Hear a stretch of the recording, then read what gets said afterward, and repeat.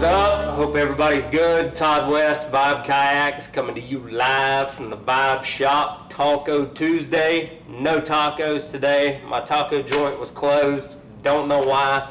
Scared to ask why. But anyway, we are here today coming to you live from the Vibe Shop. We have Miss Caitlin, who is the president of the Georgia Heroes on the Water. No, chapter coordinator. Chapter coordinator. Details. It's all details. And we also have Mr. Bill. He is a pro staffer for Vibe, as well as one of the members of the Georgia Heroes on the Water. He's on the board with them. And we brought them in to talk to you guys today and kind of explain a little bit about what Heroes on the Water does. For those of you that don't know, Jim Dolan was a big part of Heroes on the Water. He was the man, the myth, the legend behind it all. Jim Dolan was a dear friend of mine, a big help to me in things that I had go on with me. And through Jim Dolan, I actually made some amazing friends as well. And this industry has seen so much benefit from Heroes on the Water. It's insane. So in saying that, what are some of the root foundations that are and what make Heroes on the Water? Like, what is that objective? So Heroes on the Water's main goal is basically getting our veteran and active servicemen and women and first responders together in a community of like-minded individuals. So together with their peers, together with people who love to kayak fish, and just really utilizing being on the water and getting one with nature and using it as a way to de-stress and rehabilitate and just really connect with a community that's really worth connecting with. Right. So, and I'm going to ask you this because you're ex-military, and I know you've been there, man, and I know you've done some stuff and seen some stuff and experienced things. How has this benefited you? Long before Heroes on the Water, I found that when I was kayaking or fishing or just out in nature, stress levels went down.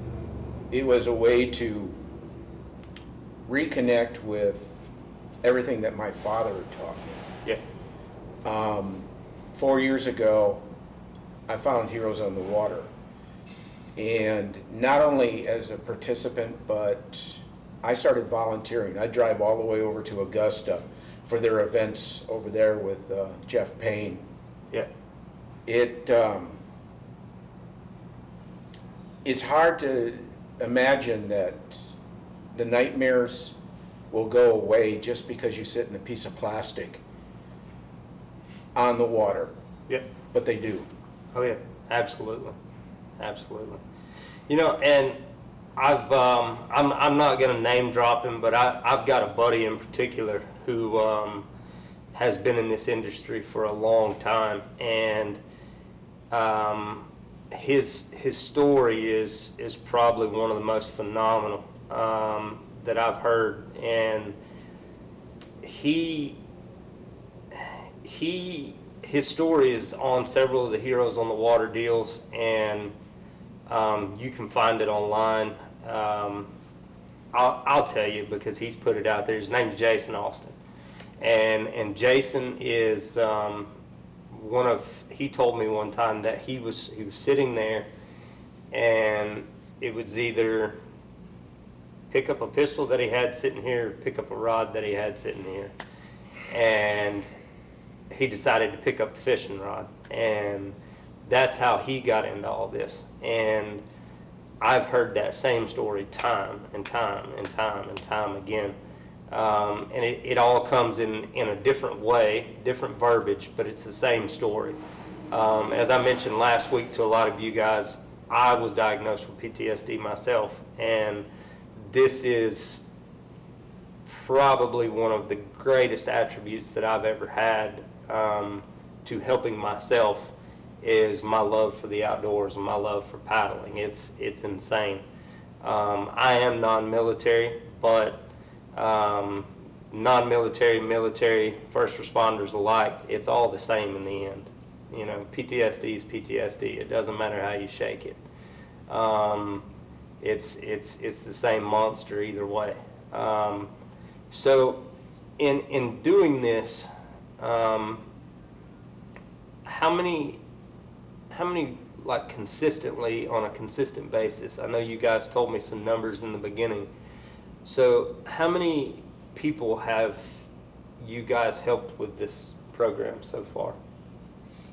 So Heroes on the Water has connected with over 47,000 heroes, warriors, along with their family members. So that's, I think, something that's pretty unique about Heroes on the Water is that we always want to include the family because Yep. everybody is included. Right. Yeah, It affects everyone. And it's from what I've gathered and from what I've always heard, like I've attended a few of the events and I've seen some of it go down, and it's what makes it quite unique to me is so having that time and being able to heal by yourself is one thing, but being able to do it as a family unit and as a structure. So not only are they fixing themselves, but they're fixing their home in a sense. Because I know some of these guys struggle with, you know, their wives or their family members. I've heard stories of, you know, their family members struggle because they are so uneasy or they are so on edge. So, and as far as like with Heroes on the Water, is it just a paddle-based deal? Is it just fishing? Like, what is the main drives as far as you guys? What do you use for therapy for these guys? A lot of it is you get them away from the stressors. Yep. They don't have to think about where they were, what they did, anything of this sort. You teaching them. A lot of these guys have never kayaked. A lot of these guys have never fished. And you start to show them what they can do, right? You help them build a diversion. Yeah, you build that diversion. Refocus. And they refocus. Let's face it, if you're sitting in a kayak in the middle of the lake, right, and you can't be thinking about anything else except what's going on, especially if it's new to you, Oh, right? yeah. You know? You're not worried about bills at that point. You're worried about, hey, I need to keep this thing upright. Yeah, I need to stay dry and not wet. Yeah, yeah. I think one of the first events that I went to, I volunteered, and I was with a veteran who I was warned ahead of time, loud noises would set him off. Yeah. So very simply, got him in the kayak, we did a little bit of safety stuff ahead of time, got him out there with a rod and reel, and we're sitting there, and he looks at me and he says, I just want to know, is it always this quiet and this peaceful? I said, this is what it's all about, brother. Yeah. I looked away for a couple minutes and then I heard him screaming. I thought, he fell in the water, he got a hook, what happened? He was actually pulling in a fish. It's about a 14-inch bass, but he was working it like he was on TV on one of the tuna shows, and he was working it. He got the thing in there, came up next to him, took a nice picture of him holding the fish, right? Got it all set up, we let the fish go. I sent him the picture at that point. I said, okay, do you need me to help you rig up again and everything of this sort? He said, no, I think I got it. So a couple minutes later, I'm looking over at him. He's got his phone. And I said, are you okay? What's going on? And he says, I'm sending this picture to my mama. I've never caught a fish before. That's awesome. At that point, I was hooked. I knew Yeah. he was hooked. You know, and my big thing is, man, and like some of these events that I've been to, I was blessed enough to paddle with a guy that he all jokes aside, like when I showed up, they said, we're going to put you with the Bionic Man. And I'm like, what? And they said, yeah, that's his nickname. And, you know, this guy walks up, one arm, no legs from the knees down, and he's running on prosthetics. And this guy was just a boss. Like, he picked up a bait caster and just shooting it, you know, and I'm like, dude, that is so impressive. And he laughed and he said, man, he said, these things are kind of neat, watch. And he was just doing all kinds of stuff with it and playing with it. And what blew my mind was, as he progressed to tell me that, he said, man, you know, a lot of people, if they end up in a situation like mine, they lock down and they think that they can't anymore. He said, and I'm not that guy. I'm not a quitter. And I know this is just part of the path that I need to walk. And he said, so I wanted to make the best of it, and I figured out how to tap into this kind of cool stuff. And, you know, he's sitting there doing these finger waves with this mechanical hand. And he said to me, and I'll never forget this, is he said, man, you know, sometimes you have to die to live a little. And, man, that hit me. That hit me like a ton of bricks. And he said, I know that sounds morbid, but, man, I have lived the best life I could possibly live after I got hurt. He said, and that's not the case for everybody. He said, but for me, it took me going through a very savage scenario to learn that I'm really not that bad off, because I saw worse. I saw way worse. He said, but this has been one of those things for me that it's probably the ultimate peace, is I can come out here, I can fish, none of it matters anymore. He said, he said, if you're anything like me, man, I get so laser focused on what I'm doing that I forget about everything else. You know, and you fish a lot, you get this, like we get on the water sometimes and we roll in the water at 8, 9 o'clock in the morning. The next thing you know, it's like, man, it's getting really hot for some reason. And you look down and it's 1:30, 2 o'clock. And you know, you have just lost this big window of time. And for me, you know, I joke a lot when I go get on the river, but people are like, what are you doing today? And I'm like, well, I'm going to get lost. You know, and that's kind of my thing. Like, I joke about it, but it's a thing. Like, it's real. Like, you hit these windows of time sometimes, and everything disappears. Yes. And you truly do just go get lost. And I know, like, this year has been kind of rough with you guys with the COVID and everything, and not being able to do a lot of events. But up to that point, were you guys seeing some pretty good turnovers as far as events and people coming around for Georgia?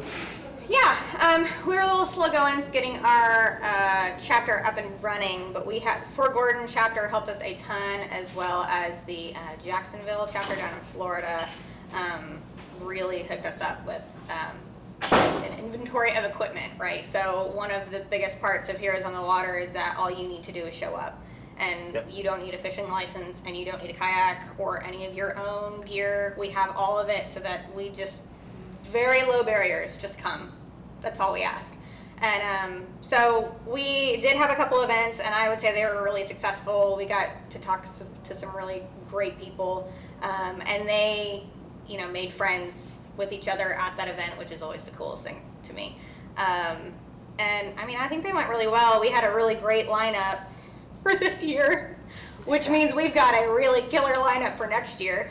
But we're trying to put together some form of community event, if we can this year, just to get us together. You know, you asked what vehicles we use for the events, like kayaks and fishing and everything, and they are absolutely welcome to kayak and fish, or just kayak, or just fish, or just hang with me on the docks. And, you know, that's the point. Catching fish is always great, right? Oh, on the yeah. water. Absolutely. Absolutely. Like, hands down. But, you know, more importantly than getting a picture of a fish is just talking to them and being there and meeting them and, Right. you know, opening up that line of communication and friendship with people who are so deserving of that. So I think that's kind of the coolest part of it.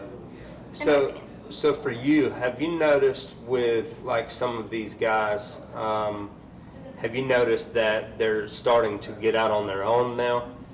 Or are you seeing any of them like staying in communication and taking some of these guys out? Have either one of you heard anybody talk about any of that? I think your friend is a perfect example. The guy that the Vibe gave the kayak to Yep. is a veteran. Wanted to get out and everything else. Now, I've fished with him at least once. Right. And I know you fished with him, right? This year it's been a lot of one-on-one stuff. Yeah. I got a couple other veterans that I've met along the line, and I've been out fishing with them. And it's not exactly, it definitely is not a sanctioned Heroes on the Water event. Right. Because we have certain restrictions. But just to get out there so that they're out there fishing or paddling, and if they want to talk, they can talk, but you know, you don't push them. Right. You know? A lot of it Right. is get out there, and they'll feel more comfortable if they're with somebody who's walked in those boots. Yep. You know, and one of the things that I've noticed, like with the organization that I had on last week, 22 Down, Heroes on the Water, and there's multiple organizations out there that are like this. And one of the key features that I've noticed in all of it has been just a common goal and a common link. And that common link is not what you're doing, but getting you away from where you've been. You know, that's a lot of the common link for these guys. And one of the hardest parts, for those of you that have never dealt with it or don't know anybody that has dealt with it, one of the hardest parts for a lot of these guys is just starting that conversation, and rightfully so. And speaking for myself, that was one of the hardest parts for me was admitting that something was wrong, knowing that I knew something was wrong, but admitting it was the hard part. And for those of you that knew Jim Dolan, like Jim, once everything went down with me,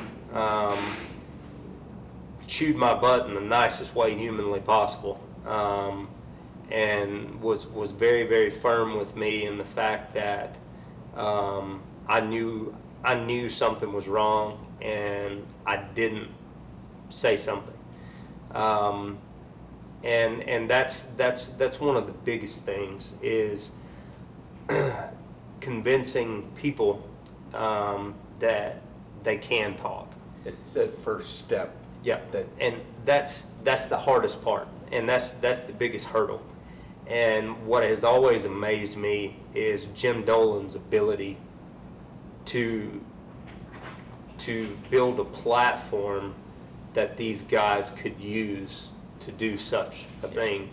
And it's just phenomenal. If you guys have some free time, get on Heroes on the Water's website. There used to be, and I'm sure there still is, some video links of different testimonies, and you know, I know there's a memorial link for Mr. Jim, wherever you are out there, brother. Much love to you. But you know, and in that memorial link, you can hear some different testimonies from people, and it is phenomenal to me that one person could take on such an undertaking and make it look like it ran so easy and so flawless. And there's a lot of people behind the scenes that make this thing grind. It's a well-oiled machine. It's a big machine, and it takes people like them to make these things happen. And it takes people that are willing to donate their time, their gear, they take monetary donations as well. And all of these things go to, if you've got gear laying around and you want to donate it to these guys, all of these things go to use. It's not like this stuff is being sold off. It's all being used to help people that need it. And by helping, they're not selling it to help these people. They're not giving it away to help these people. These people come in, like he said, a lot of these guys have never fished. They've never paddled. And that's how you educate these people on what is a spinnerbait, what is a plastic worm, how to rig a plastic worm, crankbaits. A lot of these people don't know these things. And the more gear that you have to be able to show these people what they're dealing with, what they're looking at, that's how you build something other than what they're dealing with. You build a different thought process. You build a different mindset, a different focus, as he said. So as far as gear donations and things like that, like what if there's people that have some of this stuff laying around, rods and reels that are in good shape that they're not using, how do they get in touch with you guys to get you that kind of stuff? Yeah, shoot us a message on Facebook. We are on Facebook. It's Heroes on the Water West Central Georgia chapter. It's on my phone. I'm right there. So as long as you shoot me a message, I'll reach back out. Awesome. And connect with you and get that picked up. And speaking of donations, what you got going on today? A good friend of mine, November 2015, purchased a Vibe kayak from the old shop. Way back in the Way back in the day. The old 2015 OG's original Ghost. And that thing's beautiful. It's actually in the back of his truck out here, and it's a gorgeous She boat. It's perfect. purchased it for her husband. He was a huge military buff, never served, but unfortunately, shortly after she purchased it, he passed. This thing never hit the water. She kept it in the garage. A couple months ago, she said, I want to donate this to Heroes on the Water. And I was thinking, okay, this thing's 5 years old, sitting in a garage in the heat of summer in Georgia. Came out and looked at this thing. There's no scratches. It's immaculate. It's like it just came out of the showroom. Replaced a couple of the hatches on the thing that had slightly warped, but she donated that, a vest, 2 rods and reels, and one of the old original Sea Ghost paddles. Nice. And for those of you that don't know, so a lot of us guys that have been around Vibe for a while, man, those original Sea Ghosts, when we see them and we see them in good shape, we kind of nerd out on them, and it's funny, man, to see everything come full circle. You see kind of how it started to how it is now, and it's wild to see how far these boats have evolved and to what they've come from, and to walk out, and it's like, for car guys, it's the equivalent of walking up to a 68 Camaro and you're just like, oh, look at this thing. I saw him pull up and I was like, man, that thing is like showroom shiny, like it is fresh. And so when we talk about barn finds, you don't hear it much in the kayak world because our equipment's usually pretty haggard when we're done with it. But this is like a true gem barn find. So that's awesome that these guys are getting a boat like that, and these things paddle amazing. That boat paddles like an absolute dart. It's great. You actually had to, you couldn't resist the urge, and didn't. Well, I had to take it out and we'll go with the testing. Yeah, none of the scuppers were leaking or anything else like this, but that's What'd you think about it? Oh my gosh, it brought back so many memories from when I had one. It's like 3 paddle strokes and you're moving full speed in this thing, and it is so responsive. Those boats, and for those of you that have never had the opportunity to paddle one, it's really skinny, it's really lean, and it was a clip-in style seat. So that boat was designed to go in a straight line really fast for a long way. It was more of an offshore style boat. I've put a few of them down many creeks and rivers myself, but I've put some miles on them and some salt as well. And man, those things paddle like glass. It's unreal. And so then you get into the frame seat world. You get a little wider, a little bigger. So there's trade-offs there. So if you guys were ever talking to any of us and you hear there's a trade-off for stability, there's a trade-off for frame seats, you do lose some stuff, and you remember that when you step back into these old style boats real fast. Any of the local veterans or first responders or their family members actually want to try this, we'll have this in our fleet. Yeah, and I recommend paddle it once at least. You'll be trying to poke at us and be like, where can I get one of those? Because they're fun, and I'll admit I've got one rat holed away somewhere. It's kind of one of those boats that it's a must keep. I may even have to bust that thing out one day just for the fun of it now that I think about it. But so I'm gonna ask it, have you paddled yet? Have you tried it yet? Do you paddle? Do I paddle? I do paddle. I have not paddled that boat. That one's been with him since we got it. You should try it. Which is probably a good thing. Yeah, I paddle all the time. I live on the Chattahoochee, so it's pretty easy just to pop in the water for an afternoon or a day. Like you said, time can get away from you. But yeah, love being on the water. Nice. So there you go. Even the lady on the dock knows how to paddle. Absolutely. So there you go. We'll get her fishing later. Just because she's on the dock doesn't mean she doesn't know how to paddle. I fish. Ish. Different fishing. It's fine. But yeah, so thanks for tuning in, guys, and we're going to cut her short and sweet today, and that's some information for you guys. Like I said, jump on, check out Heroes on the Water, and you want to plug your Facebook again one more time? Yeah, absolutely. Our Facebook is Heroes on the Water, West Central Georgia chapter. But you can also check out the Heroes on the Water website, and they will show you all of the chapters so you can figure out which one is closest to you. We've got a couple in Georgia, another on the way, very exciting, but we're all over the country. Nice. So there you go. Get on the website, check it out. If you've got any gear laying around that your wife is tired of the garage being cluttered I'll up, take it. It's a good way to get rid of it, a good way to donate it, man. Instead of throwing it away or pitching it in a yard sale, send it to some good use. Or you can just do like me and go hide it in the barn somewhere. I'm guilty. So, but until next week, man, hope you guys are well. Thank you for tuning in. Much love, much appreciation for you guys coming out today. Thank you.